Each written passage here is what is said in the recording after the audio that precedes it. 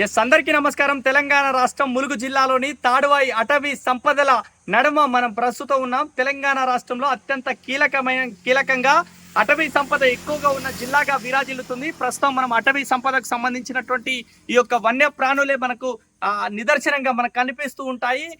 అటవీ శాఖ అధికారులు చాలా అద్భుతంగా ఈ యొక్క తాడువాయి అంటే ఇక్కడి నుంచి తాడువాయి 2 కిలోమీటర్లు ఉంటుంది. ఇక్కడ తాడువాయి సాంచరీ కూడా అద్భుతంగా అటవీ శాఖ అధికారులు ఏర్పాటు చేస్తారు. ఇక్కడ ఉన్నటువంటి బొమ్మలు, ఈ యొక్క వన్యప్రాణుల బొమ్మలు చూడొచ్చు మనం. ఇక్కడ ఉన్నటువంటి జింక బొమ్మలు, అదేవిధంగా అటు ఎలుగుబంటి బొమ్మలు కూడా చాలా అద్భుతంగా ఏర్పాటు చేశారు. దీని యొక్క ముఖ్య ఉద్దేశం ఏంటంటే వన్యప్రాణులను మనం సంరక్షించాలనేటువంటి ఒక సూచికగా మనకి ఇక్కడ చూపిస్తున్నట్టుగా మనకు క్లారిటీగా కనిపిస్తుంది. సుమారుగా మనం ములుగు వస్తుంటేనే అడుగడుగున పర్యాటక అందాలు మనకు కనిపిస్తూ ఉంటాయి. అటున్నటువంటి రామప్ప రుద్రేశ్వర ఆలయం కావచ్చు, ప్రపంచ వారసత్వ సంపదగా విరాజిల్లుతున్నటువంటి రామప్ప రుద్రేశ్వర ఆలయం, ఇటున్నటువంటి లక్నవరం సరస్సు,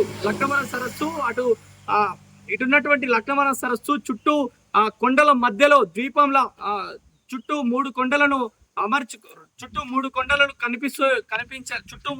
కనిపించేలా ఈ యొక్క లక్నవరం వంతెన, ఉయ్యాల వంతెన అందాలు, అదేవిధంగా అడుగడుగున ఇటు బ్లాక్ బెర్రీ కావచ్చు, ఇటు జలగలంచ వాచ్ టవర్ కావచ్చు, ఈ ఏటూరు నాగారం సాంచరీ, ఇక్కడ ఉన్నటువంటి వన్యప్రాణులకు సంబంధించినటువంటి ఈ యొక్క అద్భుతమైనటువంటి చిత్రాలు కావచ్చు, ఇలా అడుగడుగున పర్యాటక ప్రాంతాలే మనకు దర్శనమిస్తూ ఉంటాయి. అదేవిధంగా ఇంకా ముందుకు వెళ్ళినట్లయితే మనకు బోగత జలపాతం, ప్రస్తుతం వర్షాల కారణంగా బోగత ఉగ్ర రూపం దాల్చింది, అటు పనిచేశారు. ప్రస్తుతం కొన్ని జలపాతాలకైతే అసలు నో ఎంట్రీ బోర్డ్స్ అయితే పెట్టారు. పూర్తి స్థాయిలో కూడా ఇటు ఉన్నటువంటి జలగలంచ, అదేవిధంగా మంగపేట మల్లూరులోని లక్ష్మీ నరసింహస్వామి దేవస్థానం, ఇట్లా అడుగడుగునా కూడా ప్రకృతి అందాల నడుమ ఈ యొక్క ములుగు జిల్లా మనకు అంత అద్భుతమైనటువంటి ఈ యొక్క కిల్లాగా మనకు కనిపిస్తూ ఉంటుంది.